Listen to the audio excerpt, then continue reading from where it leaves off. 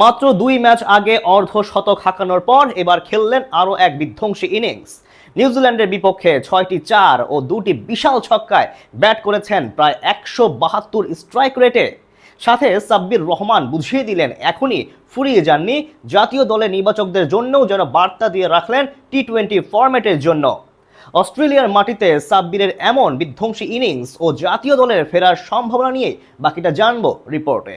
সাব্বির রহমান ভক্তরা যেমন তাকে দেখতে চায় ঠিক সেভাবেই যেন আজ পারফরমেন্স করলেন তিনি। নিজের চিরচেনা রূপে ফিরে গিয়ে ব্যাট হাতে বিধ্বংসী রূপ ধারণ করলেন। নিউজিল্যান্ড এ টিমের বিপক্ষে উপহার দিলেন এক অসাধারণ ইনিংসের। তাকে ঠিক যেই কারণে সুযোগ দেওয়া হয়েছিল টপ অ্যান্ড টি-20 লিগে, সেই কাজটাই করে দেখালেন নির্বাচকদের। 6টি 4 ও 2টি বিশাল ছক্কায় নিজেকে প্রমাণ করলেন জাতীয় দলের বাইরে থাকা এই পাওয়ার হিটার। টি-20 ফরম্যাটে বাংলাদেশের ইতিহাসে অন্যতম সেরা আবিষ্কারগুলোর একটি সাব্বির রহমান। অল্প দিনে জাতীয় দলেও নিজের জায়গা পোক্ত করে ফেলেছিলেন তিনি, কিন্তু সেই ধারাবাহিকতা বেশি দিন ধরে রাখতে পারেননি সাব্বির রহমান, তাই আবারও বাদ পড়েন। প্রায় 4 বছর হয়ে গেছে লাল সবুজের জার্সিতে ফেরা হয়নি তার। এবার তামিম ইকবাল বোর্ডের অধীনে অবশ্য নিয়মিত এইচপি ও এ দলে খেলছেন এই পাওয়ার হিটার। বিশেষ করে অস্ট্রেলিয়ার মাটিতে চলমান টপ অ্যান্ড টি-20 লিগে সুযোগ পান সাব্বির। বলা হচ্ছে এই টুর্নামেন্টে ভালো করলে আবারও ন্যাশনাল টিমে প্রত্যাবর্তন করার সুযোগ থাকবে সাব্বিরের কাছে। সেখানেই এবার ব্যাট হাতে ধারাবাহিকতার প্রমাণ দিয়ে যাচ্ছেন সাব্বির রহমান।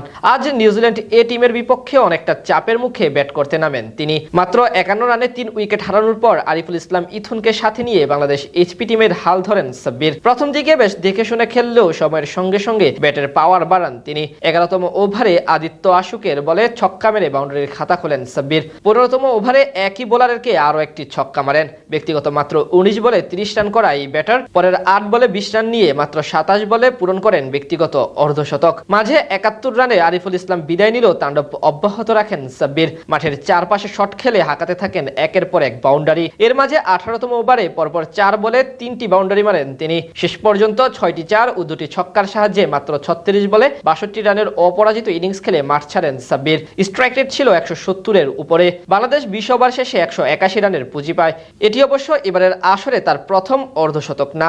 এর আগেও হোবার্ট হ্যারিকেন্সের বিপক্ষে ম্যাচ উইনিং হাফ সেঞ্চুরির দেখা পেয়েছিলেন সাব্বির। ডারউইনে সেই ম্যাচে 45 বলে 6টি 4 ও 2টি ছক্কার সাহায্যে 59 রানের ইনিংস খেলে ম্যাচ জয়ে গুরুত্বপূর্ণ ভূমিকা রাখেন। সব মিলিয়ে বলা চলে এখন পর্যন্ত 2টি হাফ সেঞ্চুরি করে নির্বাচকদের আস্থার প্রতিদান বেশ ভালোভাবে দিয়ে যাচ্ছেন তিনি। তবে এখন প্রয়োজন সেই ধারাবাহিকতা বজায় রাখা, তাহলে জাতীয় দলের টি-20 ফরম্যাটে প্রত্যাবর্তন করা সাব্বিরের জন্য সহজ হবে। ভক্তরা চায় আবারও সেই সমীকরণ মিলিয়ে পুনরায় বাংলাদেশ দলে ফিরে আসুক, আরও একবার ব্যাট হাতে 22 গজের ঝড় তুলুক সাব্বির রহমান।